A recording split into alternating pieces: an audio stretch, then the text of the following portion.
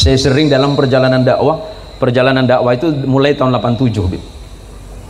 Mungkin Habib masih kecil, Bib, ya. Masih lucu-lucunya gitu, Bib. Masih manis-manisnya, gemes gitu. Marah apa kena? Dai-dai yang seperti ini yang kita harapkan di Kalimantan Barat itu, baik itu para habaib, para kiai, para masyaikh yang bikin adem suasana, yang bikin nikmat tatkala duduk dan pulangnya itu semuanya nikmat, bukan yang manas-manasi, bukan yang gembos-gembosi ataupun menjadi provokasi, bukan yang seperti itu yang kita inginkan. Tapi naasnya yang jemput orang Cina, drivernya itu sopir speednya. Cerita singkat cerita, dari jam 7 sampai jam 8 saya belum ketemu sopir. Sampai jam 9 baru sadar ternyata sopirnya yang di depan saya. 2 jam kita ngobrol, dia nggak tahu kalau saya kiai, Bib. Dia nanya, "Bapak mau kemana, Ho?" Hah? Aku mau datang pengajian kok. "Oh, Bapak mau kemana?" Sukalanting. "Oh, jangan-jangan ini bapak yang suruh jemput sama ibu-ibu." Oh, kelir. Tak tahu saya tungi ngejan saya. Rupanya driver yang Tionghoa itu nunggu ana 2 jam, nggak ngobrol, Bib. Duduk bareng, nggak tahu kalau saya kiainya. Aduh, Yan, apa tang penampilan kurang meyakinkan ya? Saya tanya sama anak saya, "Cuk, penampilan Nabi dek remaja, coba salbut sambian nih." Bismillahirrahmanirrahim. Assalamualaikum warahmatullahi wabarakatuh. Ibu-ibu sehat semuanya? Saya doakan yang jawab salam mudah-mudahan jadi orang kaya semuanya.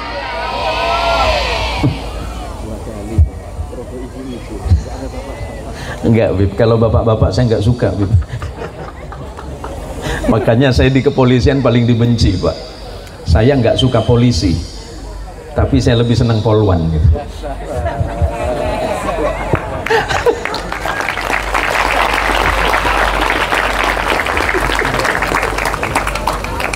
Ngapain cinta laki-laki, mending cinta perempuan ini. Lah iya Tuan Habib yang mulia, saya ini kalau ditanya siapa yang paling kamu cintai, saya jawab perempuan. Saya ini laki-laki baik loh. Pola badi setiti nomor 4 kena.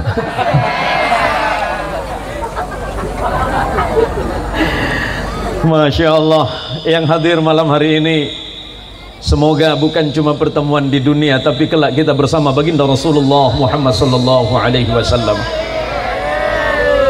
Assalamualaikum warahmatullahi wabarakatuh. Alhamdulillahi wa kafa wassalatu wassalamu ala sayyidil mustafa sayyidina wa maulana Muhammadin wa ala alihi wa ashabihi ajma'in. Yang dirahmati Allah dan yang kami muliakan, guru mulia kita Al-Habib Taha bin Husin Al-Jifri, semoga Allah merahmati beliau, Allah panjangkan usianya, Allah mudahkan segala urusannya, dan mudah-mudahan Allah tetap menegak dan meluruskan jalan dakwah beliau di jalan Allah. Malu rasanya jika malam ini saya tidak mengambil hikmah dari hati beliau. Malu rasanya jika saya seorang yang paling fakir ini tidak mampu menatap dalamnya dan ketawaduan hati beliau. Beliau masih muda. Umur berapa, Habib? 18 tahun. Berarti lebih muda saya dong. Insya Allah. Iya, saya baru 16 tahun, Bu. Karena, Bu, sisanya itu loh. Yang dirahmati Allah, tuan rumah malam hari ini ibunda kita semuanya, Ibu Hajah Bunati beserta seluruh majelis keluarga. Saya tadi itu ditelepon terus sama sinten niku, Mas Yono nggih. Mas Mulyono.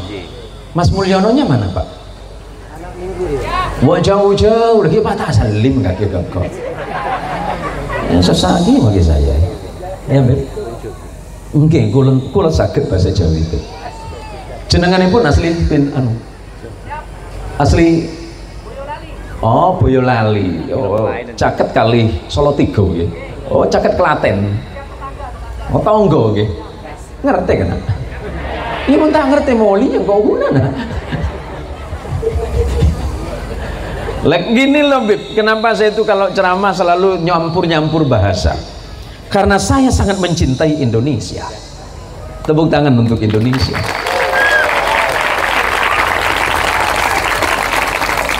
Kulo niki asli Madura, Pak. Mbah kulo Madura. Nika bedu lagi niki kan tak Yakub ibu. Tinggal cuma Yakub bi Habib bi Habib Toha Saus. Monggo tak ngaku. Mau temu surga bayi. Lah niki lho Pak, jadi keuntungan kula niki ngoten. Keuntungan kula niki banyak. Alhamdulillah Al Habib hari ini saya menggunakan bahasa daerah itu 7 bahasa Habib. Suatu hari saya itu nggak punya duit. Ini belum ceramah Bu. Nanti ceramahnya Habib. Saya lagi nggak punya duit, pengen makan di rumah makan Padang, Pak. Saya cuma punya uang 20.000. Hitung-hitung nggak cukup, Beb. Lah, alhamdulillah endilalah kula niki kan biasa pakai bahasa Padang. Masuklah ke restoran Padang. Yakin saya bahwa hari ini insya Allah barokah salawat Rasulullah Sallallahu Alaihi Wasallam saya pasti dapat makan gratis. Caranya apa? Ngakalin orang Padang. Assalamualaikum udah, waalaikumsalam. Orang Ngawa, orang Ngawa. Mana dah? Oh, Bukit Tinggi. Temen saya nyolek, Bukit Tinggi di dimana bang? Kelu kaki tak ingat tangan bayi Madura cong, romane teki cong gunung.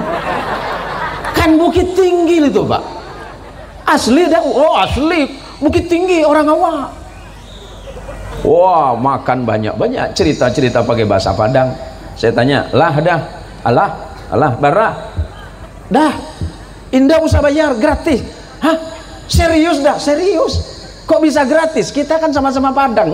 Mati kayak gitu.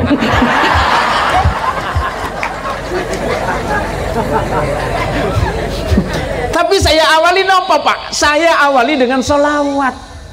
Saya baca begini, Allahumma sholli ala sayyidina Muhammadin, Allahumma sholli ala sayyidina Muhammadin, adrikni ya Rasulullah.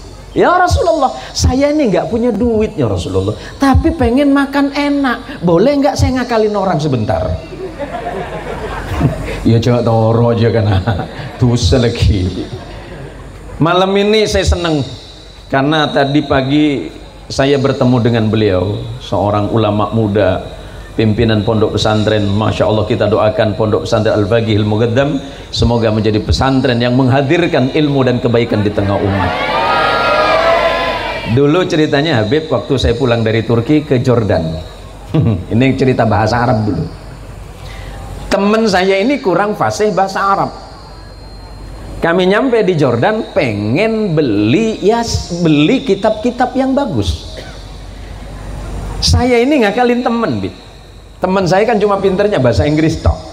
Lah saya kan bahasa Arab dikit-dikit. Tiba-tiba ketemu toko yang tulisannya Alif Yasin Karim. Jadi teman saya nanya, Bang, ini toko apa? Oh, ini pasti jual Yasin, saya bilang. Kan tulisannya Alif Yasin Karim. Setelah masuk bukan Alif Yasin Karim, es krim. Leniat melia kitab kena ke toko es krim. Lah kan tidak salah orang Arab Pak. Salahnya kita salah ngeja. Pada ben kancah. Ajar kitab Kafrawi. Sareng guru tugas. Lora, abdina terus ngobengna kitab. Kitab napa nggih lora? Kelu tonggo cong. Itu les sareng lora, itu les Kafrawi. Pandai Pak ketuku kitab. Beli apa Bang? Beli kitab Kaperwaya. Salah sih nulis, salah saya macah. Paham? Ya mulai paham udah lah nyabutnya. Lah kenapa malam ini saya senang ketemu dengan beliau? Sudah lama memang saya pengen satu majelis dengan beliau ini, karena saya hanya berharap barokah dan kebaikan kelak di sisi Rasulullah Muhammadin sallallahu alaihi wasallam. Saya menjadi ingat ucapan sederhana dari Imam Ibnul Qayyim Al-Jauziyah rahimahullahu taala. Beliau mengingatkan, kalau engkau sedang satu majelis ilmu, lihatlah orang-orang yang ada di sekitarmu. Sama dengan nasihat beliau itu, lihatlah orang-orang yang ada di sekitarmu, karena kelak mereka adalah saksi bagimu di hadapan Allah subhanahu wa ta'ala. Kalau nanti misalnya saya nggak ketemu Habib Thaha di surga, saya nanya sama Allah, Gusti Allah Pangeran, dulu waktu masih di dunia kulo sering ketemu Habib Thaha, kemana Habib Thaha ya Allah? Rupanya malaikat datang, sampean ketinggalan, Habib Thaha udah ribuan tahun di atas. Loh kok saya ketinggalan? Sampean kena tilang. Kok bisa malaikat? Iya, catatanmu bagus, sholatmu mantep, sedekahmu bagus, ibadahmu jelas, dengan tetanggamu baik. Cuma ada satu catatan, kamu bilang itu bukan kesalahan, dan sering kamu berlindung di balik hukum. Kamu bilang ini bohong sunnah. Ya bohong ya sunnah ya sunnah, kata malaikat. Yang mana malaikat? Waktu Nabi nikah kita totoran roh. Karena saya punya prinsip seperti ini, Habib, lebih baik saya minta maaf daripada minta izin.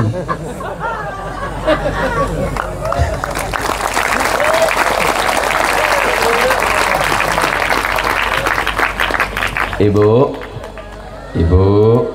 nanti ngaji sebentar ya, ngaji tentang haul. Saya cerita dulu ini karena lama nggak ketemu beliau nih. Kalau boleh sampean milih, kalau bila ke laki natanya, minta tanya ke laki, mau jauh ke laki untuk apa? Ini bini nih, nggak kaki juga nyai jalan nggak lain, larang ror. Ada produk China gagal boleh. Bu, halo ibu, bu. Kalau suruh milih kaya tapi suami kawin lagi, atau miskin suami tetap di rumah? Aduh, kini ngaki kalau dah. Kini ngaki su. Nor, kini ngaki nor. Mak bede. Sebentar Pak, kulo ngapunten Pak nggih. Nanti tak campur mawon bahasanya nih Pak. Ini orang Jerman bagian selatan ini susah Pak. Wong Madura ini angel Pak. Nggih, Ustaz Masurat nggih. Madura oh, badereng Madura jantan kening tilang. Ada di Siantan itu Pak, kulo asli Siantan Pak. Di Siantan itu Habib, di Siantan itu ada ibu-ibu pakai sepeda motor ditilang di perempatan jalan. Ibu-ibu itu di mana-mana itu kan membahayakan keselamatan orang yang di belakangnya. Dia ngesennya kanan, beloknya kiri. Itu masih untung Mas, nggak naik ke atas dia Mas. Nek satu hari ditilang sama polisi, prit, minggir Bu. Kenapa Pak? Ya minggir, ibu salah. Loh kok saya yang salah? Ibu melanggar lalu lintas. Bukan begitu Pak, saya tak tahu kalau Bapak di situ. Pun tilang kali polisi ini, tilang Bu, surat-suratnya keluar, STNK-nya udah keluar, STNK ditanya sama polisi, STNK-nya udah mati Bu. Bapak harus tanggung jawab katanya. Loh kok saya yang tanggung jawab, kata polisi. Tadi waktu berangkat dari rumah STNK-nya masih hidup Pak. Ini gara-gara dipegang sama Bapak jadi mati. Reng bini tak ning laben Pak. Saya ini Tuan Habibullah, saya selalu dibilang, oh Ustadz Zain Muhsin itu singa podiumnya Kalimantan Barat, itu di podium. Wallah, dia Pak Kroma koceng anggora ke. Wah, pada maka Habib Thaha. Neng mes melemes. Allah. Serius Bu. Saya kalau di depan podium, Assalamualaikum warahmatullahi, siapa yang nggak saya marahin, Bu? Menteri saya marahin. Tapi giliran di rumah saya yang dimarahin, Bu. Anehnya Tuan Habib, saya sama Habib paling lama ceramah 1 jam. Lah istri saya nggak pernah mondok, nggak pernah diajarin ceramah, nyeramahin saya 4 jam. Wangel gitu toh. Di mana-mana perempuan itu nggak makan dalil. Dalilnya perempuan cuma 1, pokoknya.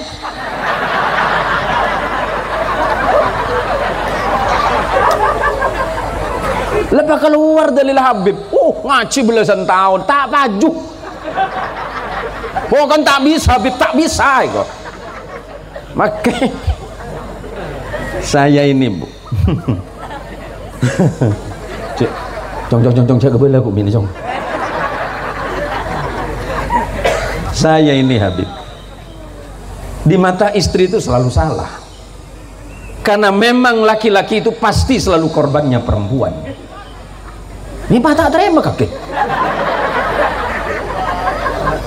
Makanya saya selalu Tuan Habib, saya ingat akhlaknya baginda Rasulullah Muhammad SAW. Saya kalau memarahin istri itu selalu gagal, selalu gagal. Ya Allah, betapa akhlak Nabi kita Muhammad SAW ketika terjadi ya sedikit perselisihan biasa antara Sayyidah Aisyah radhiyallahu anha wa ardah dengan istri Nabi yang satunya bernama Sayyidah Safiyah binti Huyai. Lah ceritanya Sayyidah Aisyah ini kan cantik, benih pada ben kaki tuh. Betul dah karena Anda Pak ke pengajian gua selawatan, halo guys, Habib Toha guys, sebelahnya ada Ustadz viral yang ganteng, Ustadz Jen. Ngaki keluar. Orang sebelum kita berangkat ngaji, kata Habib tadi, tujuan ngaji itu cuma 2. Pertama, li izalatil jahli wa limardatillah.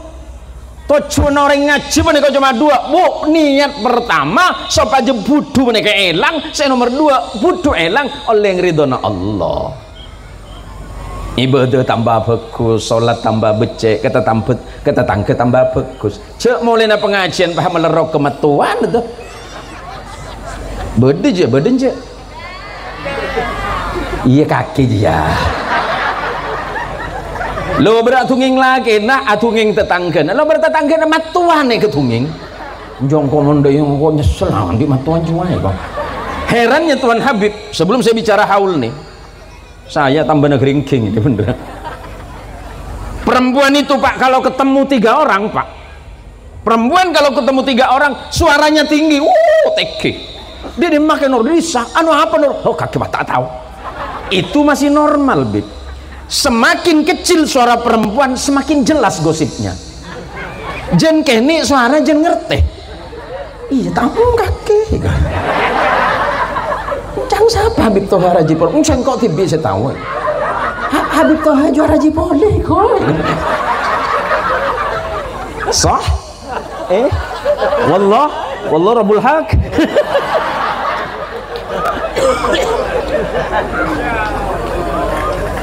Semakin kecil suara ibu-ibu semakin jelas gosipnya. Makin ngaki tuh.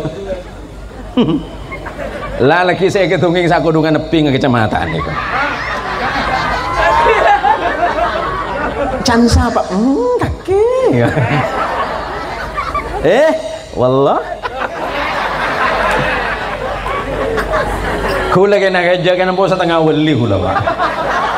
Ken minta tuan ochen jak ke compok. Cokop ke Habib Toha gila menikah kan terang dari kilaku kula lah berapa jenggu keker situ lah kebetir kula ada ngocen ria. Allahumma sholli ala Muhammad. Pon kita bicara haul sekarang. Berapa menit Tuan Habib? Coba lanjut Beb, abdina pada lapar gitu Beb. Kenapa haul?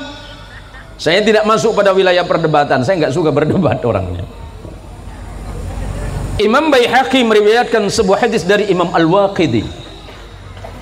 Beliau menceritakan tentang Nabi Muhammad sallallahu alaihi wasallam yang pernah berkunjung ke kuburan syuhada Uhud.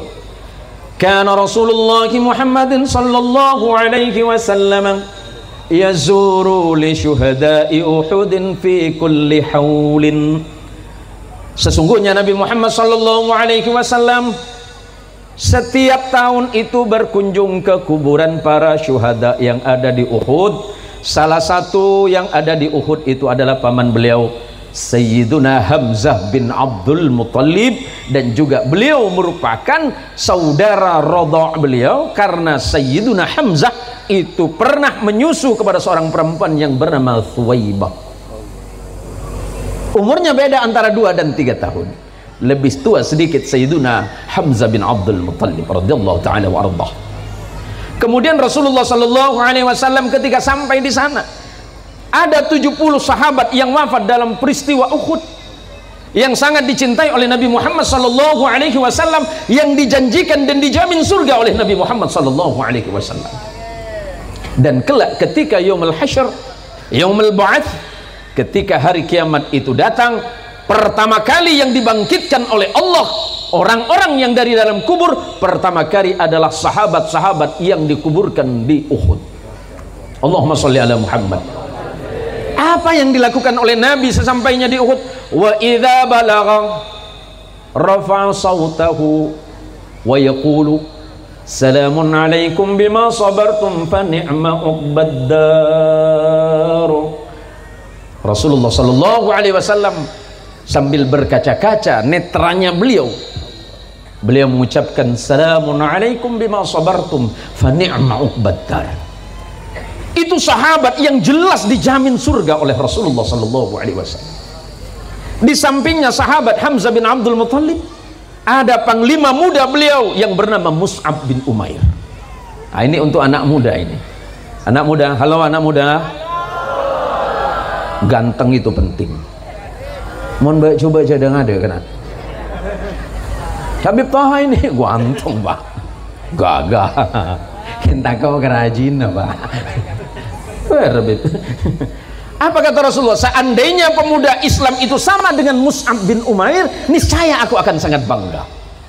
Kenapa Mus'ab bin Umair? Mus'ab bin Umair itu anak seorang bangsawan yang kaya raya, tapi kemudian masuk Islam, kemudian mengimani, kemudian berdakwah bersama Nabi. Saat masih muda, Mus'ab sudah diangkat sebagai panglima muda Islam.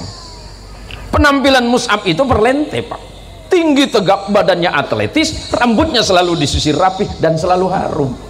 Jadi kata Nabi Shallallahu Alaihi Wasallam, kalau pemuda Islam itu sama dengan Mus'ab semua, niscaya aku akan sangat bangga kelak di hadapan Allah Subhanahu Wa Taala. Pemuda Islam itu harus punya punya semangat yang kuat, harus punya himmah yang kuat. Bagaimana menjadi seorang pemuda yang beriman dan bertakwa kepada Allah dan mencintai Nabi-Nya Muhammad Shallallahu Alaihi Wasallam. Siapa kena modal kuota 5.000 kena? Akan nang burung kopi kan 5 jam tak lemole. Boleh di mak kakek kau. Di mak kakek. Kau kafe kek kau. Roban kan tadi besi. Lo pemuda Islam itu harus punya semangat, harus punya izun nafs, harus punya harga diri yang tinggi, bahwa menjadi pemuda Islam itu adalah kebanggaan Nabi kita Muhammad sallallahu alaihi wasallam. Sekarang bicara soal haul. Haul itu kalau bahasa Indonesianya adalah perputaran 1 tahun. Jadi Rasulullah sallallahu alaihi wasallam setiap tahun itu datang ke kuburan Uhud. Nah, sekarang umat Islam di Indonesia banyak yang melaksanakan haul, tujuannya untuk mendoakan orang tua, datuk, nenek moyang dan keluarga yang sudah wafat. Nah, sekarang yang mau saya sampaikan kepada cucu dari Haji Mislun Jatim bin Jatim untuk anak-anaknya. Suatu hari ada seseorang yang datang kepada Nabi Muhammad sallallahu alaihi wasallam. Allahumma sholli ala Muhammad. Dan orang ini bercerita, ya Rasulullah, kedua orang tua saya sudah wafat ya Rasul. Masih bisakah saya berbakti kepada keduanya? Rasulullah sallallahu alaihi wasallam tersenyum menjawab, qala na'am. Iya, boleh. Dan Rasulullah menyampaikan 5 perkara yang bisa dilakukan oleh anak keturunan Haji Mislum. 5 5 perkara yang bisa dilakukan oleh anak-anak yang orang tuanya sudah wafat. 5 perkara. Berbakti kepada orang tua masih hidup itu biasa, tapi berbakti kepada orang tua yang sudah wafat itu luar biasa. Yang pertama kata Nabi, as-salatu alaihima. Yang pertama, ulama hadis berbeda takwil tentang kalimat as-salatu alaihima. Ada yang mengatakan as-salah itu bermakna menyolatkan jenazahnya. Kadangkala orang tua wafat, anak nggak bisa nyolatin jenazah. Ini musibah, Pak. Mestinya orang tua yang wafat, anak yang mesti jadi imam sholat jenazahnya. Ada sebagian di tengah masyarakat kita, orang tua wafat tapi anak tidak mau mensolatkan. Parahnya lagi, tidak mau menguburkan orang tuanya. Ini musibah, Pak. Karena kadangkala kita ini salah didik. Kita lebih mementingkan bagaimana memintarkan dan mencerdaskan anak itu. Kalau anak pintar orang tua bangga, tapi cukup di dunia saja, Pak. Anak jadi pejabat hebat, orang tua senang.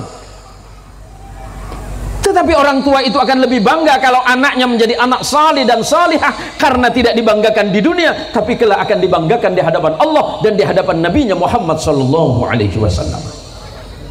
Kadang orang tua wafat, anak nggak bisa nyolatin. Alasannya satu, kenapa bapak nggak nyolatin? Saya nggak tahu bagaimana sholat jenazah, Pak Ustadz. Ini kan musibah, Pak. Mumpung ada pondok pesantren Al-Faqih Al-Muqaddam dan pondok yang lain, ada madrasahnya Ustadz Masurat, masukkan anaknya. Ada pendapat yang berbeda, as-salatu alaihima adalah ad-du'a, karena as-salat bermakna ad-du'a.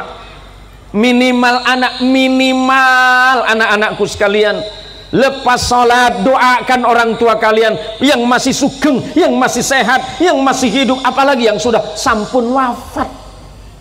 Doakan orang tuamu, sebab hadiah yang terbaik dari seorang anak kepada orang tua yang sudah wafat adalah doa anak-anak kepada orang tuanya. Yang kedua kata Rasulullah SAW, wa istighfarul lahumah.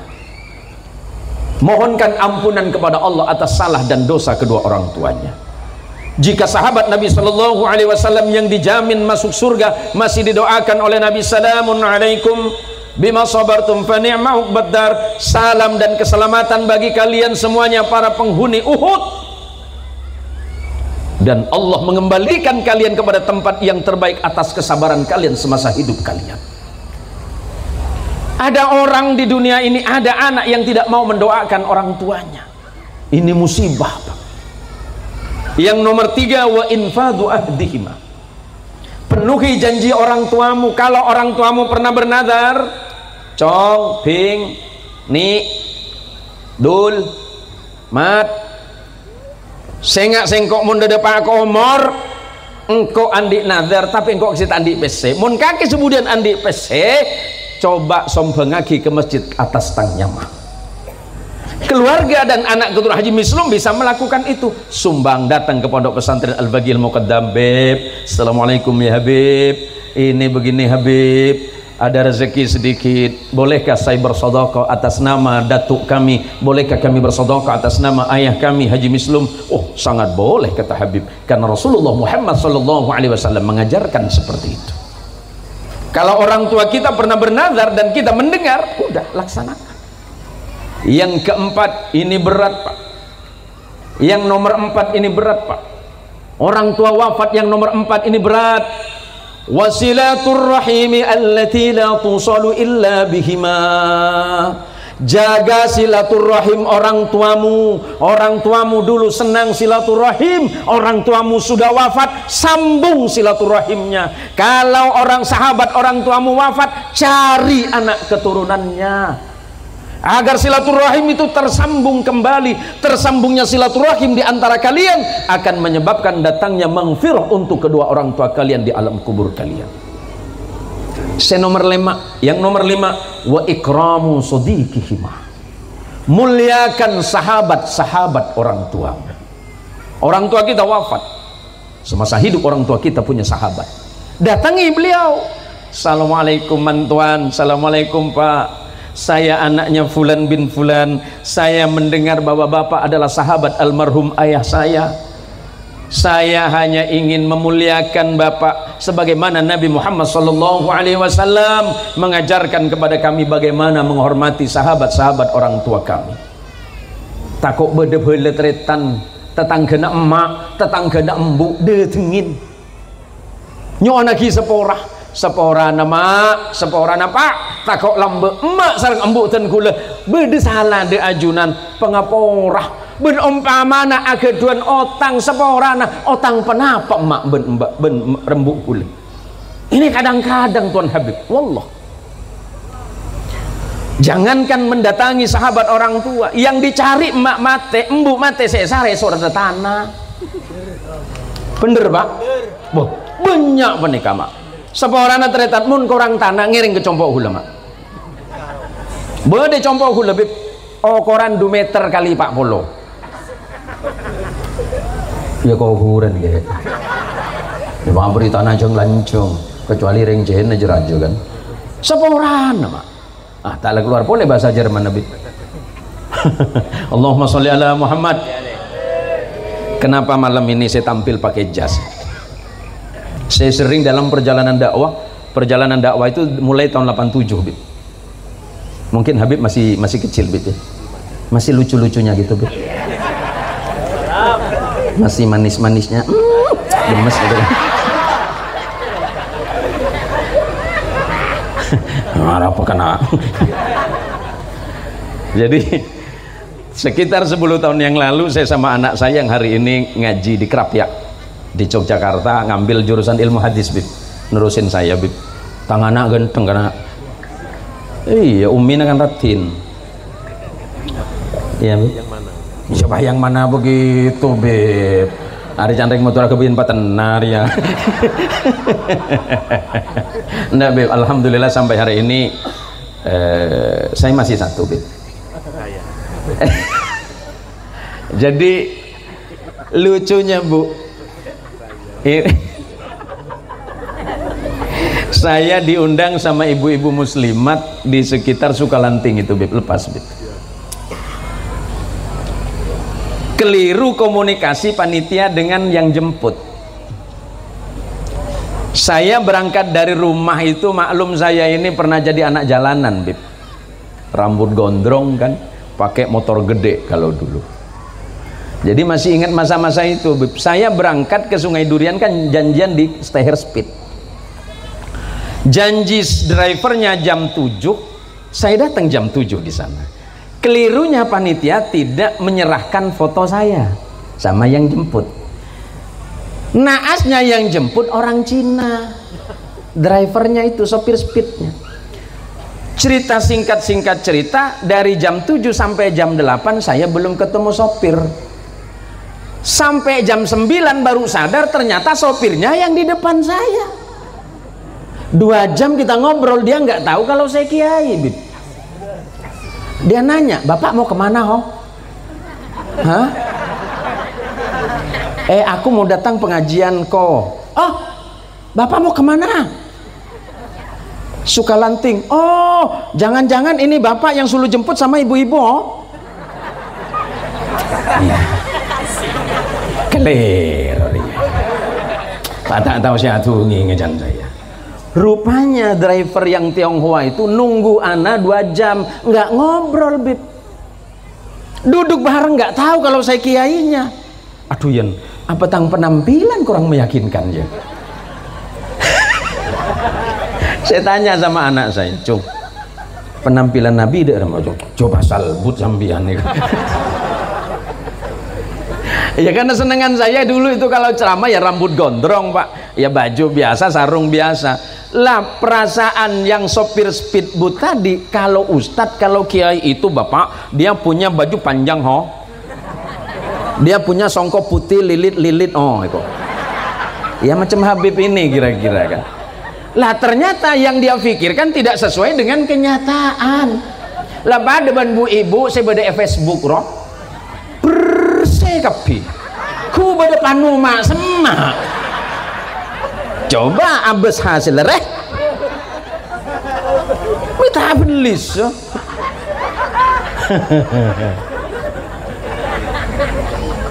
Siapa namanya deh? Ida Bang. Mau Facebook no? Pan ketemuan Pak Ida.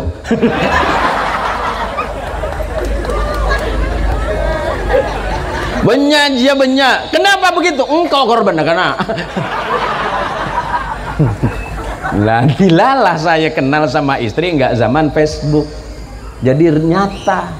Saya ketemu sama istri saya bilang, wah, ada macam semua becek bedana meron dia. Saya lamar langsung. Hei anak muda, halo anak muda, halo. Apa modalmu melamar perempuan? Hah? PC? Yang bini situ tanda PC ke? Wanita itu cuma senang bunga. Wanita cuma senang bunga, Bib. Lamarlah perempuan bukan dengan uang, tapi cukup dengan bunga. Bukan bunga mawar, bunga Bank Mandiri, bunga Bank BCA. Mak beder yang bini situ tak mata duitan.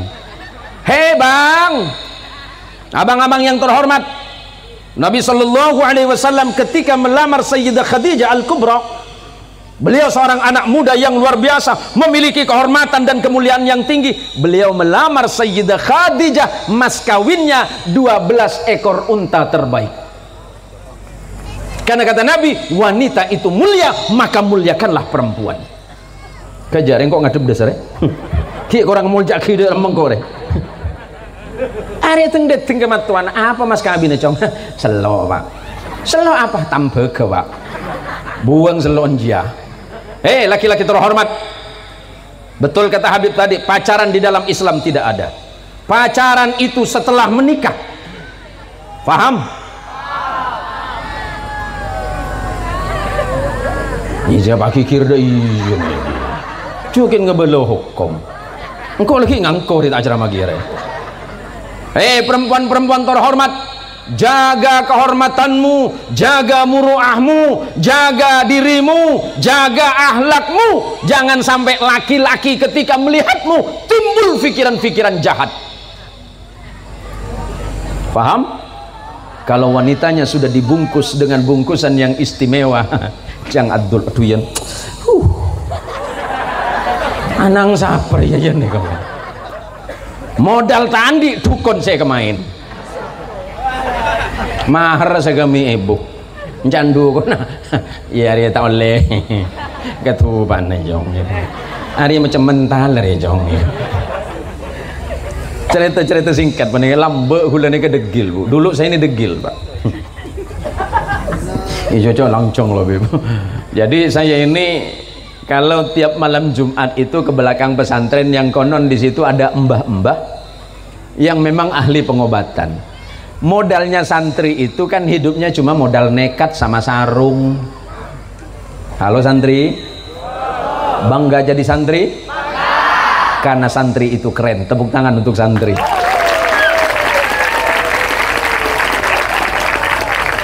Ibu-ibu yang terhormat, jangan ragu-ragu mengambil menantu santri.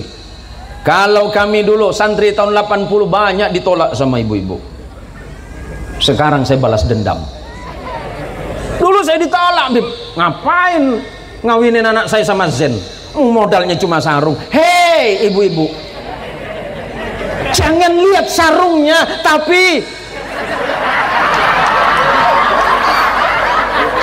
marah apa kena ceper celeper kena. Cing orang kita marah. Aduh santri apa kaki dia? Oneng monong nang ado lilet so. Jembu dek karina. Nikah yang di ujung Ustadz Nawawi itu kakak kelas dulu di pesantren, Bib.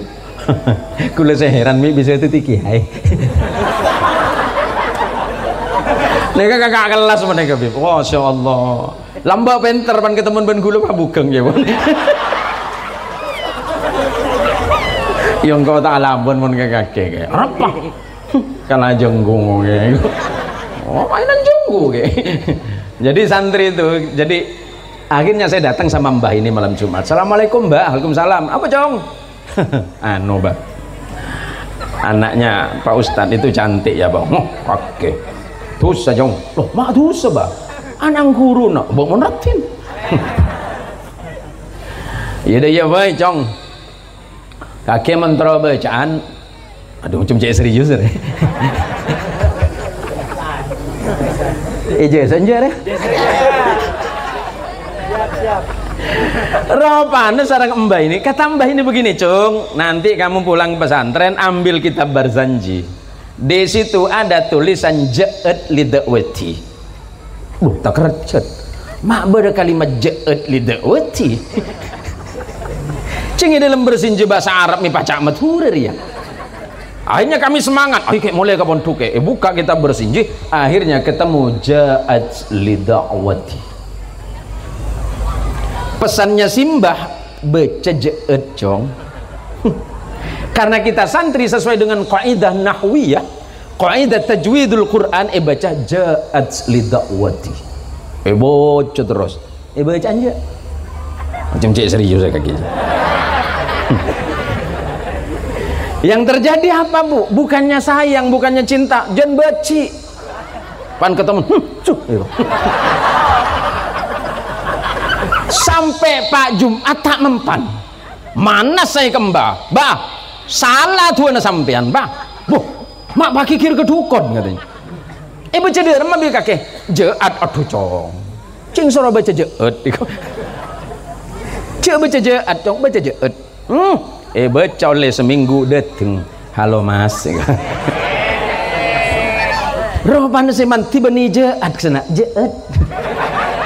Boleh baca ke? Iyalah bacalah. Mon gagal cek kikir kan kau. Ceng maharat ada dari kakek. Arab suar kemik larang. Karena harus dimulai dengan sholat. Sholatmu itu mahal, maka hadiahnya surga. Kalau kamu nggak sholat berarti kan murah, hadiahnya kipas angin. Lah ada orang nanya, Pak Ustadz kenapa kita malas bersolawat? Karena bersolawat kepada Nabi Muhammad Sallallahu Alaihi Wasallam menunjukkan bahwa engkau cinta kepada Nabi. Sebelum engkau solawat, para malaikat solawatan. Sebelum malaikat solawatan, Allah dulu yang terlebih dahulu bersolawat kepada Nabi kita Muhammad Sallallahu Alaihi Wasallam. Insya Allah yang solawatan malam ini hidupnya berkah. Yang senang solawatan insya Allah jadi orang ilim. Yang solawatannya senang insya Allah jadi orang cerdas. Mana buktinya Ustadz? Nih. Pada bercaja kira are. Benih-benih sombong kan ngebede. Saya sama Ustadz Nawawi ini satu pondok. Kalau bicara belajarnya sama pak, hasilnya beda. Siapa manas dari Ustadz Nawawi? Mau cemcek manas ke saya? Jangan ngebede. Jadi apa rahasianya bu? Setiap saya mau tidur, umi saya selalu bacakan sholawat. Sholawat umi saya pendek. Allahumma sholli ala sayyidina Muhammad sampai 7 kali. Kemudian dicium kening saya oleh umi setiap malam. Kalau bicara belajar, Ustadz Nawawi tahu bagaimana saya belajar. Karena kami satu angkatan ya Ustadz ya. Kayak macam tuan sampean Ustadz. Oh kakak kelas gitu. Oh bener kakak kelas. Takut aku catur wah. Jadi begini bu, nanti pulang ke rumah mudah-mudahan anaknya jadi anak soleh, anak yang cerdas, anak yang pintar, berbakti kepada Allah, cinta kepada Rasulullah Muhammad Sallallahu Alaihi Wasallam, dan senantiasa berbakti kepada orang tuanya. Karena kalau anak tidak berbakti ini bukan hanya masalah di dunia bu, tapi akan menjadi masalah berat kita di yaumil hasyr, di yaumil qiyamah. Maka senang kalau saya melihat para santri ini bisa hadir di majelis ini, bisa bersama-sama bersama gurunda kita tercinta Al-Habib Taha bin Husain Al-Jifri. Mudah-mudahan barakah dari beliau kita yang hadir semuanya mendapatkan kebaikan dari sisi Allah Subhanahu wa taala. Untuk bapak dan ibu yang punya orang tua, jangan segan-segan sedekah. Bu, ibu, jangan segan-segan sedekah, lebih-lebih untuk orang tua. Paham bu? Sedekah nggak perlu banyak, biarpun sedikit tapi terus. Ya Bu ya, jangan nunggu banyak baru sedekah, karena nanti kalau banyak yakin nggak sedekah. Logikanya di mana? Berapa menit lagi Habib? Apa ke? Kakek ceramah denala. Bagi dua lagi aja lah, aman. Jadi begini Bu ya, Bu, kalau nunggu kaya yakin nggak mungkin sedekah. Mun lesoki repot saya sedekah. Mak repot Ustadz. Begini, saya tanya sama santri, kalau punya uang 10.000 dibagi 2 berarti berapa? 5.000. Masih mau sedekah kan? Mau.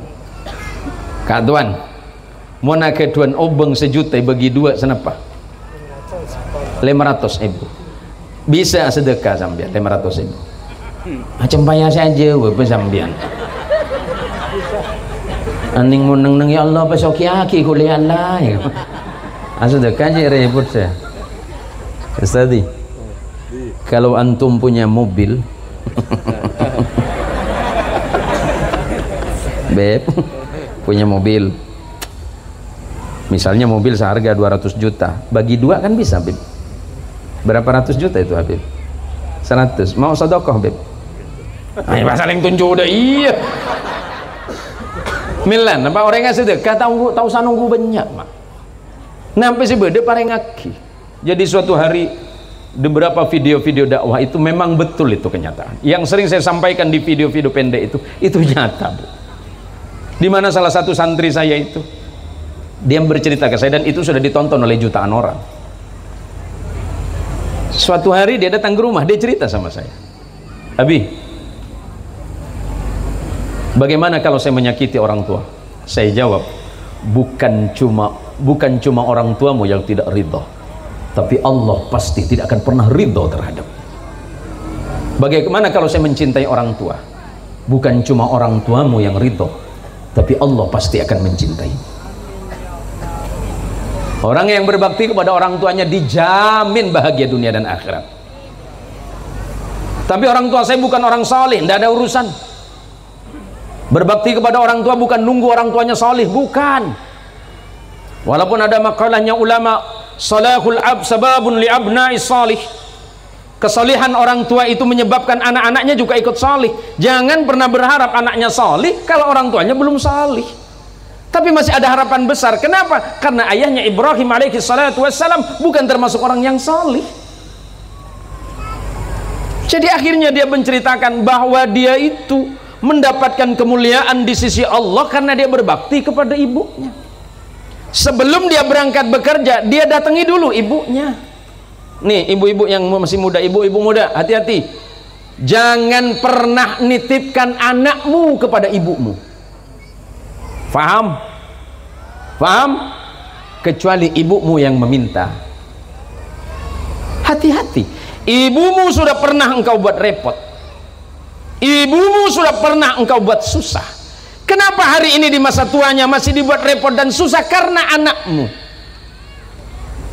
Ini kadang-kadang Bib, kadang-kadang mau berangkat Bu, metoro anak, Bu nitip anak, astagfirullahaladzim. Mestinya engkau datang setiap pagi, jumpai ibumu, cium ibumu, kalau perlu kakinya cium, Allah akan ridho terhadapmu. Maka kata sahabat Ali bin Abi Thalib karramallahu wajhah, jangan pernah engkau menunjukkan kefasihan lidahmu di hadapan ibumu yang mengajarkanmu berbicara. Kita ini kadang-kadang terlalu banyak bicara di depan ibu.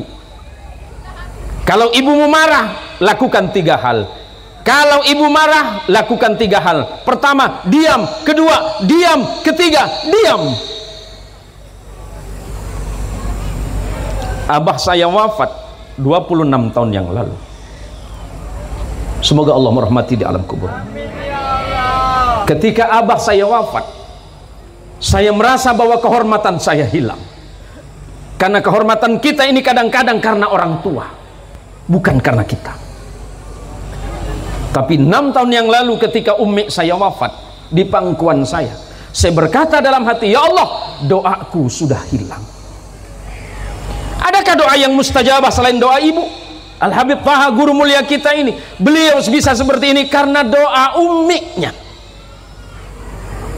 bukan karena kecerdasan, bukan karena ketelatenan beliau belajar, bukan. Itu hanya bagian berapa persen. Tapi yang membuat kita ini pintar dan hebat karena ibu kita masing-masing.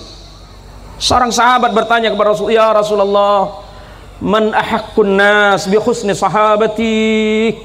Ya Rasulullah, manusia manakah di dunia ini ya Rasul yang pantas aku berbakti kepadanya?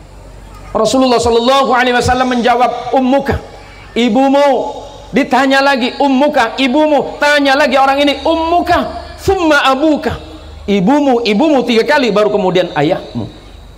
Kemuliaan seorang ibu tidak bisa dibandingkan dengan apapun di dunia ini. Kita bisa seperti ini, bisa hebat, bisa seperti itu karena doa ibumu, bukan karena kehebatanmu. Maka ketika umi saya wafat di pangkuan saya 6 tahun yang lalu, saya berseru dalam hati, ya Allah, doa mustajabahku hilang ya Allah. Dulu aku bisa seperti ini karena doa ibuku ya Allah, bukan karena diriku ya Allah. Maka jika ibumu sedang menasihatimu, diam, diam, diam. Jangan kau melawan, memandang wajahnya saja engkau tidak layak anakku. Layaknya bagi kita seorang anak hanya duduk di hadapan ibu, tawadhu, taslim di hadapan ibu, insya Allah itu akan membuat dirimu menjadi lebih berharga hari ini dan kelak di hadapan Allah Subhanahu wa ta'ala. Oleh karenanya para jamaah, karena nanti kita akan sholawatan, jadi kata Rasulullah Sallallahu Alaihi Wasallam bahwa inna awlan nasi bi yaumal qiyamah aktsaruhum alayya salatan. Sesungguhnya orang yang paling layak duduk dekat denganku nanti di surganya Allah adalah orang yang paling banyak bersolawat. Bahasa yang sangat santun dan indah dari guru kita, dari Habib Thaha, mengingatkan saya kepada satu hal. Dulu saya sempat berguru kepada seorang Sayyid juga Habib, Sayyid Nazim Adil Haqqani Al-Qubrus. Beliau itu menitipkan kalam yang sangat mudah untuk saya cerna. Apa kata beliau? Kemuliaan hidupmu tergantung kepada ibumu. Itu saja kalam beliau. Kalau hidupnya ibu, kita bisa datang tiap hari, bisa mengunjunginya. Tapi bisakah kita menjumpai ibu kita setiap hari? Bisa tidak kita datang ke kuburnya? Insya Allah tidak bisa. Tetapi paling tidak mendoakannya. Sebut nama ibu dalam doamu, insya Allah Allah akan menjadikanmu menjadi orang yang hebat dan lebih bermanfaat. Bu, ibu, kenapa laki-laki itu cerdas? Karena lahir dari seorang ibu yang hebat. Konon begitu Habib, jadi saya minta waktu 2 menit saja. Bu, kenapa perempuan itu cerewet? Cerewet Habib. Bu, kalau cerewet itu bahasa Indonesianya kan celipir ya. Kenapa perempuan itu cerewet? Karena konon katanya begini Bib, di kepala perempuan setiap hari, di kepala perempuan itu Habib, ini psikologi keluarga Bib, di kepala perempuan itu tiap hari ada 20.000 kata yang berputar di kepalanya itu. 20.000 kata berputar di kepala ibu-ibu. Kalau itu nggak diucapkan sakit. Maka perempuan biasanya lebih cenderung banyakan ngomel. Yang jadi korban siapa? Suami. Bib. Pada Bib. Pada gitu. Oh, pada makai gula Bu.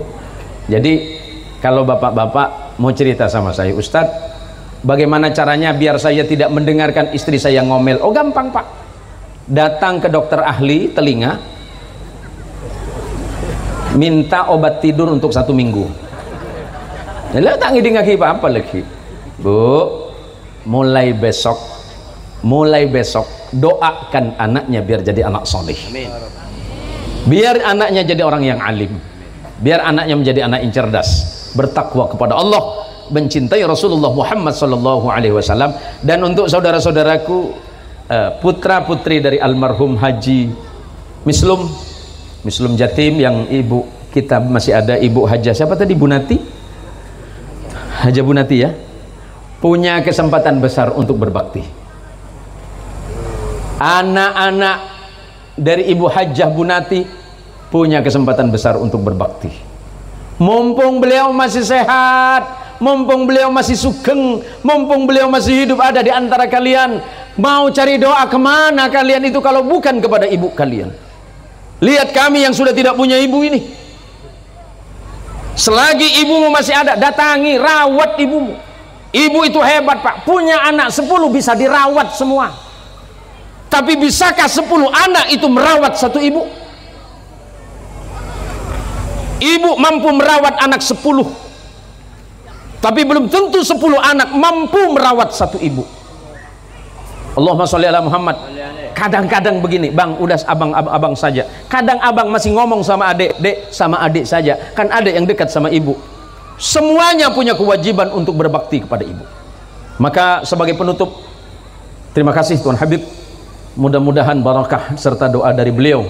Malam hari ini majelis ini menjadi majelis yang barakah, menjadi majelis ilmu yang manfaat. Walaupun tadi itu saya sambil gurau supaya ibu nggak ngantuk saja. Ya kalau bicara ngantuk ya sama mungkin ini malam ini, tapi karena rasa cinta kita kepada Nabi Shallallahu Alaihi Wasallam, ada satu kalam yang indah, lau hubbuka shadiqan fa ata'ta fa innal muhibba liman yuhibbu muti. Kalau memang engkau mencintai sesuatu, tunjukkan, karena orang yang sedang mencintai sesuatu pasti dia akan tunduk dan patuh kepada orang yang dicintainya. Kalau kita cinta kepada Allah, pasti patuh kepada Allah. Kalau kita cinta kepada Rasulullah Shallallahu Alaihi Wasallam, pasti kita akan patuh, taslim dan tunduk kepada Rasulullah Muhammad sallallahu alaihi wasallam. Karena malam ini kita semuanya sedang ditatap oleh Nabi kita Muhammad sallallahu alaihi wasallam dari kejauhan. Kepada seluruh keluarga Bapak Haji Mislum, semoga beliau diampunkan dosanya oleh Allah Subhanahu wa taala. Allah tempatkan di surga terbaiknya dan kelak berkumpul bersama Nabi dan kekasihnya Rasulullah Muhammad sallallahu alaihi wasallam. Dan jangan lupa anak-anaknya selalu mendoakan beliau, semoga Allah senantiasa memberikan rahmat dan kasih sayang untuk kita malam ini. Terima kasih Tuan Habib sudah memberikan waktu dan kesempatan kepada saya. Bagi ibu-ibu yang mau nonton ceramah-ceramah pendek saya, silakan nonton di channel saya, baik yang ada di Facebook, di YouTube, TikTok, Instagram, apalagi apa lejong, snack video ada ya? Oh ya, silakan nonton ya. Dan insya Allah mudah-mudahan itu manfaat. Dan dari yang kita dapatkan dari itu, 30%-nya kita alokasikan untuk perjuangan dan dakwah di jalan Allah Subhanahu wa taala. Itu saja yang dapat saya sampaikan. Matur sekelangkung, langkung-langkung dari keluarga almarhum Tuan Guru kita kepada guru mulia kita Al Habib Taha. Mudah-mudahan beliau senantiasa diberikan kesehatan dan keistiqomahan dalam dakwah di jalan Allah Subhanahu wa taala. Kepada para ustaz dan para kiai, terima kasih. Hadanallahu wa iyyakum ajma'in wallahul muwaffiq ila aqwamit thariq. Wassalamualaikum warahmatullahi wabarakatuh.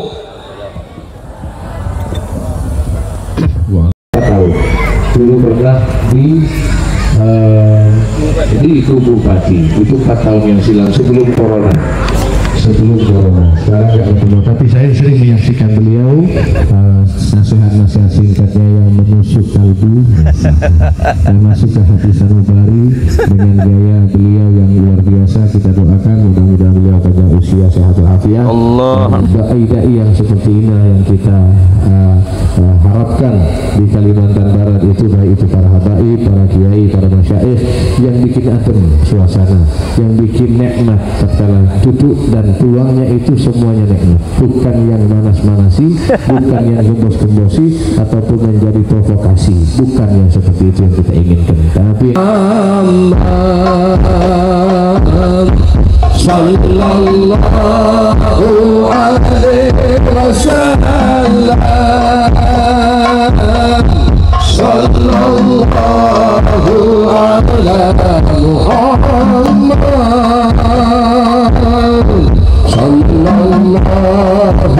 alaihi wasallam,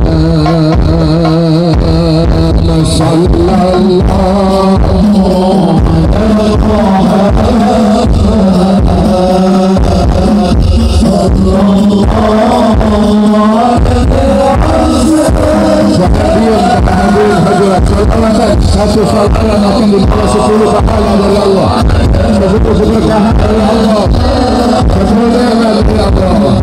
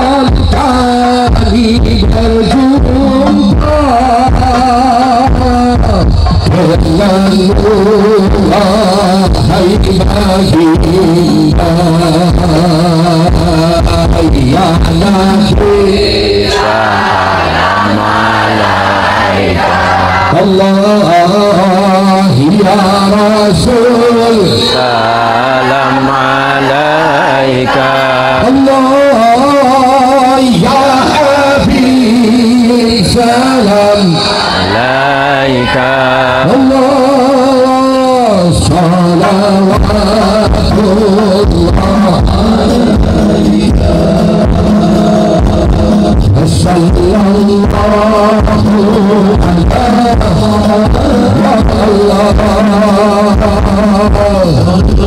sucikan hati dan jiwa kami, bukankan penyakit hati dan badan kami ya Allah. Sucikan badan kami sehingga kami menghadapmu dalam keadaan suci dan berkorban ya Allah.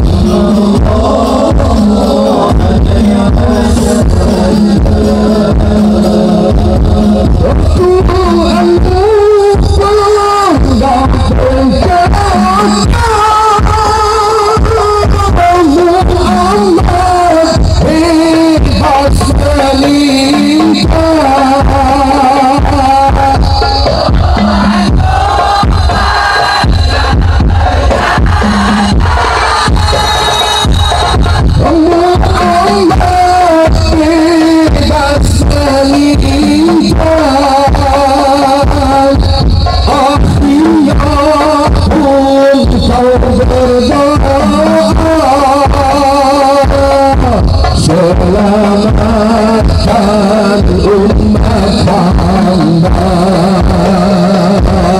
ya Nabi salam alaika Allah ya Rasul salam alaika Allah ya Habib salam alaika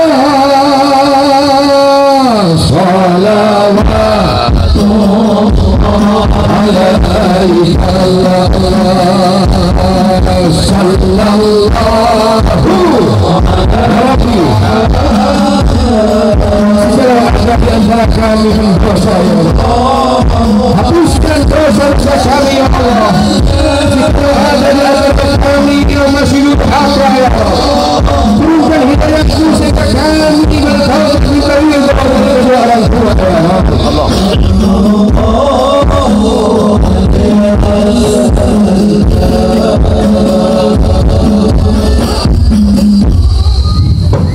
Kita dalam bersolawat itu khusyuk penuh. Bayangkan bahwasanya yang menjadi wasilah kita adalah Rasulullah Sallallahu Alaihi Wasallam. Apa sih gunanya solawat? Seakan-akan kita ini menghadap kepada Allah, tapi yang menjadi wasilah kita adalah Nabi Muhammad Sallallahu Alaihi Wasallam. Itu gunanya. Maka khusyukkan bareng-bareng, ayo. Sallallahu ala Muhammad. Allah sallallahu alaihi wasallam. Allah sallallahu ala Muhammad. Sallallahu alaihi wasallam. Sallallahu